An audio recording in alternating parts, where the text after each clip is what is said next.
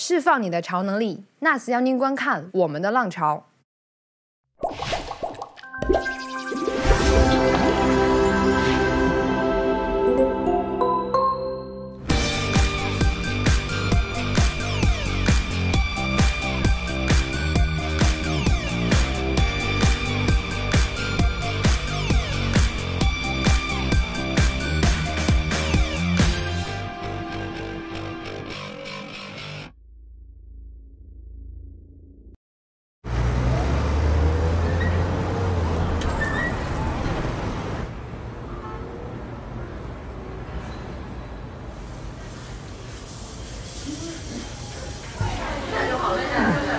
到后面坐一对。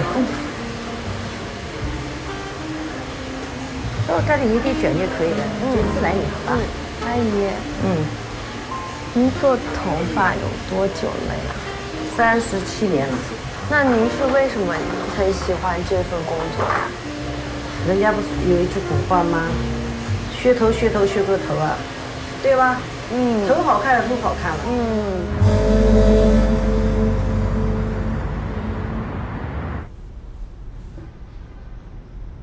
有些人会问我，你这个头发一直已经3、4年了，你不会觉得无聊吗？但是我有一个很好的机会，平时比如说拍杂志啊，拍一些 MV 的时候，我有机会去改变我的造型，比如说加一个刘海呀，或者戴假发，或者编什么辫子之类的，可以随心所欲的去做那个新发型、新造型激发出来的自己。我觉得这是一件很幸运的事情。现在的年轻人越来越容易对单一的造型感到无聊，而我即将去见的一位朋友，从出生到现在，他都从未改变过发型，甚至从未修剪过头发。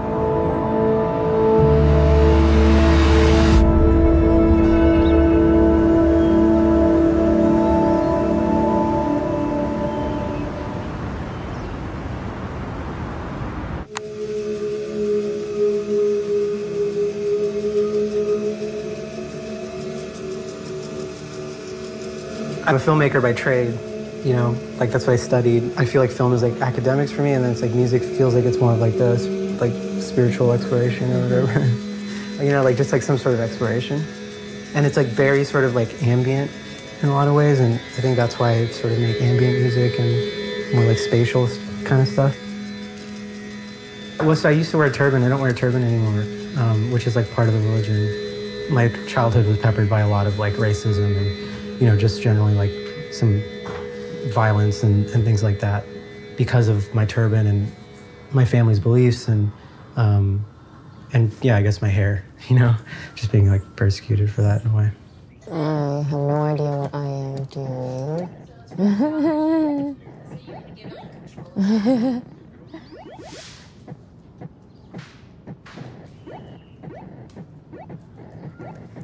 How important is hair to you? How important is hair? I mean, I think it's kind of like my whole life, you know, it's like my most defining feature. Yeah. Your most defining feature, how come?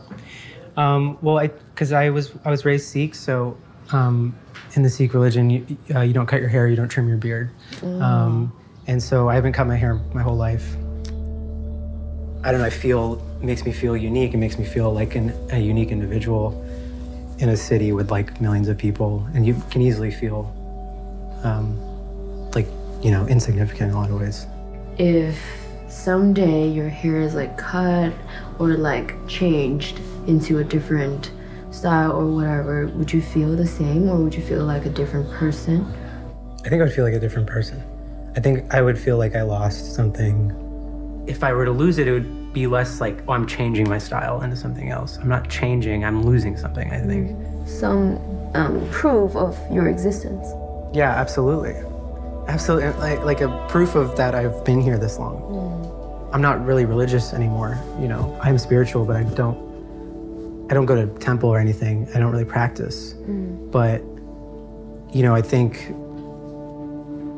in my spirit is like who I am, is like, I'm a walking spirit, right? So it's like, and if my hair is intertwined with that, why would I lose that?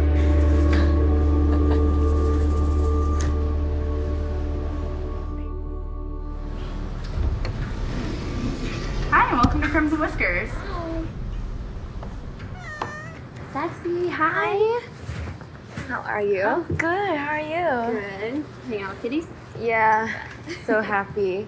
It's like, oh, so many of them. Mustang, pick up. He really doesn't look like a Mustang. No, not at all. He really doesn't. Some people will pick out clothes the night before, like pre-plan their outfits, whatever. But most people pick it out based on how they feel, or like what kind of day it is, or what's the weather, and how it's making you feel. So for me, like that also rolls into your hair. I hit alopecia literally the same exact year that I hit puberty. So my body was changing and I was developing, but then like also lost my hair. So it was this weird like transitional phase of like you're becoming a woman, but like the one thing that girls feel makes them a woman was taken from me all at the same time. So it was just a very awkward stage to be in, especially when you're trying to find yourself. So it was a struggle. My relationship with it now, I've accepted it for what it is, I guess.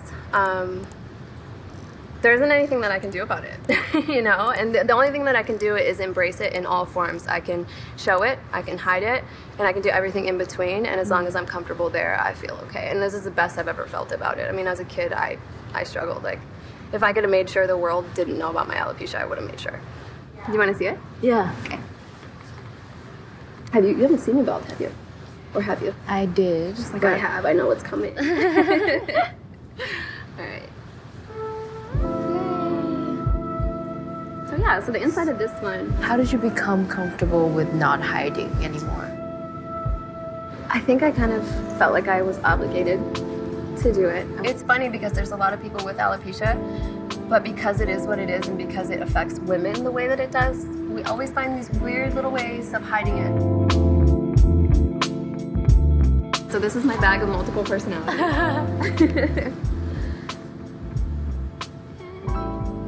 You flip them inside out like this, so the whole cap is on the inside. And you find the front of the hairline, and then I set it right here. And then once I do that, you just basically go through and you flip the whole thing over, and it sticks. And then, you might have to fight with it just a little bit. But, Yes. different girl. Yeah. So different. Yeah. I can't see your face. So, I don't know. I'm not even sure what this looks like. Is this cute? Is it cute? Yeah, it's cute. I don't think that goes there though, does it? How many wigs do you have in total? That's a good question. Can't count. Probably at least 30. At least 30. I have an entire closet at home that's like, I mean, it's a wig closet. Like there's heads, like little mannequin heads and all these different little wigs on them. I have a wig closet equivalent to my shoe closet. We'll put it that way. Yeah. So much hair. Oh, we're not twins. You have so much more hair than me. Oh, stop. It'll fall out. When do you feel the most comfortable with your hair? Probably when I don't have any on. Honestly, I think I feel the most free and like at ease and comfortable with who I am when I have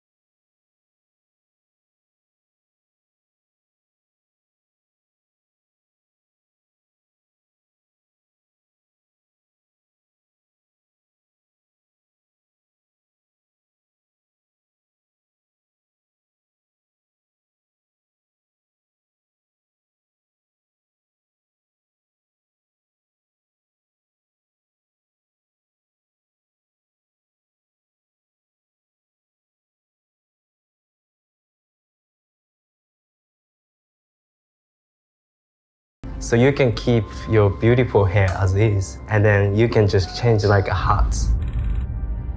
I find this concept is called persona. People has all different faces. 我其实特别喜欢人格面具这个概念。当你带着新的发型看向镜子的时候，你会觉得好像眼前的这个人还挺陌生的，但是我却能够自己在这个身体里能够驾驭这个灵魂。So we're gonna do Jessie, right? Yeah, or like that choreo. That choreo, okay. I think I've been always wanting to do drag. I remember distinctly when I was very young, for Halloween. I think I was like 13 or something like that. I really wanted to dress up as like a video game character that was a female video game character for Halloween. And then I told my friends about it, and they were like, people are gonna laugh at you. How do I feel? I feel amazing when I perform in drag. It's honestly, well, I love performance. That's one of my favorite parts about drag, is that I get to do exactly what I want on stage. I definitely was not good in biology, but I know that hair is something that is an expression of multiple genes from both your parents. So for me, it's really special because I think of my hair as like wearing my mixture on top of my head, because it reminds me of my mom's hair, and she's Black and Japanese, but also I could tell that it's been changed from my Mexican side as well. I think a wig really, like, I mean, obviously with the face and everything, it pulls a look together, but once that wig comes on, that's when you feel like the full fantasy, when I can like just swish that hair around and tousle that hair. I think it just adds like this extra level of performance. Definitely the one that I'm about to wear for y'all today. It encompasses a lot of different cultural references and inspirations. It's a geisha, but it's made with black hair. And when I was making it too, I thought about the artist Frida. This top ornament right here, that was given to me by my great auntie on my Japanese side. Now you do. My hair ornaments are also from China, but they're from Amazon. Okay, 1, 2, 4, 3. He's just better than me. He's just better than me. And you. Wait. Because you go first and I go. Oh boy, I really don't Right? either.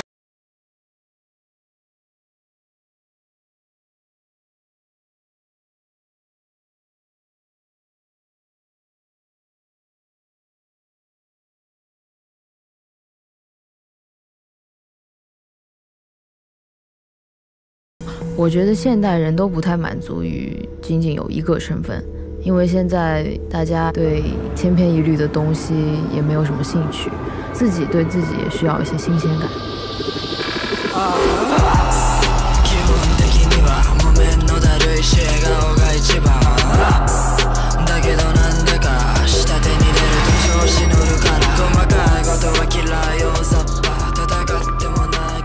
I'm Nina. I have a creative collective called Petrichor. We have a magazine, and we also like creative direct, and we do our videos and stuff together.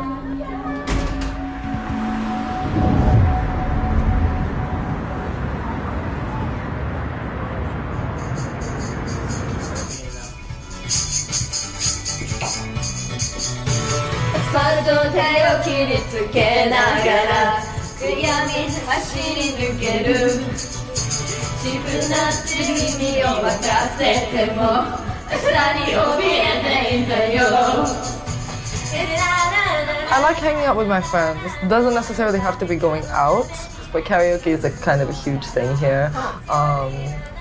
It's fun sometimes, yes. It's like a good stress relief. I saw the music video and you were wearing a lot of different hairstyles. Yes. For that music video, we did 5 looks on 5 characters, basically. So with every character, we needed to do like full different looks. We wanted to stick to like a white and red color scheme, so kind of designed the hair and stuff from there, yeah. I mean, in Japan, like when you're like in middle school and like most high schools, like you're forbidden to dye your hair. Is it like that in China? Yeah, I think the school policies are like same.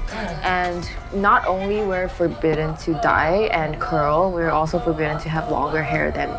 Really? Oh, yeah. I mean, for us, it's like once it hits the shoulders, you have to tie it. Yeah, but like that was really none of my business, so I kind of like ignored it and got, used to get in trouble all the time. But yeah, I think That's worse actually. You know what's weird? Like we weren't allowed to shave body hair.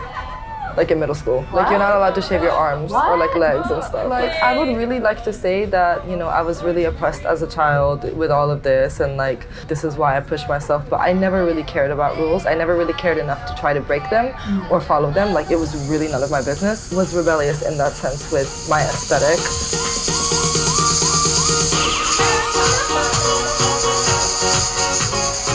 Not even just hair, like makeup, like everything that's just has a strong aesthetic. Well, even if it's all black, just kind of very like strong.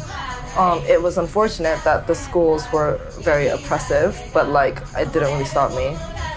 I think it's really strong for everyone that's brave of being who they are and show that boldly in their outfits and hair and makeup, despite how people act or how people comment on how you should look. I don't like, everyone seems to care so much about what like, maybe I'm just a little too self-centered because like, you know, this is like my story, my movie, like everyone else is like an extra. Like this story is kind of painted from my perspective and like this is the one that I'm going to experience and like live and die. 我觉得 Z 世代的审美好像更偏向于一个更夸张的趋势。因为好像曾经的那一点清汤挂面已经满足不了大家的胃口了，所以需要一些比较 aggressive 的表达自己的方式。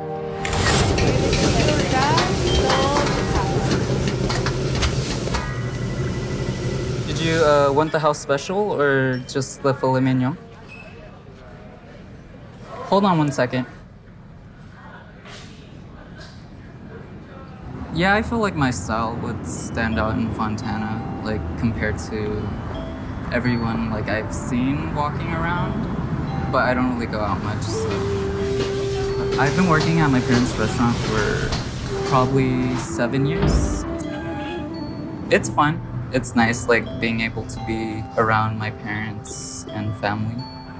Ryan, do you want broth, right? Do you want rice? No, it's okay. Okay. You want rice? No thank you. Yeah, get some food. Thank you. Must be busy. Yeah, we always busy because, you know, everybody has different schedule. Yes. Sometimes by the time I come home, then everybody's in sleep. Yeah. Yeah, you do. Yeah, definitely. You love shrimp, I know that. You like it? It's really good. When did you get to the States? 1975, you know, Vietnam. My dad decided to get out, but you know, as a family, it's hard. And I have a chance to go on a small fishing boat, and then try to run away. So it's a very, very sad journey.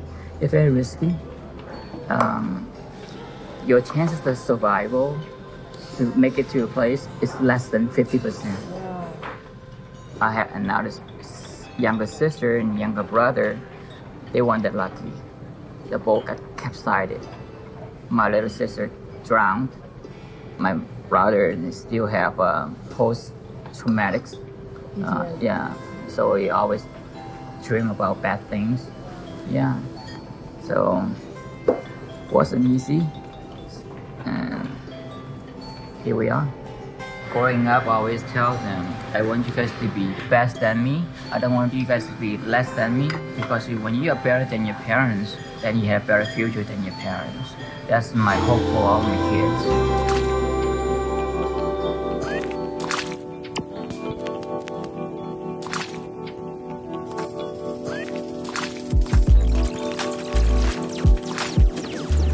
Wow. So this one is a new shirt I made. I kind of wanted to make a princess looking top, but also give it more my style.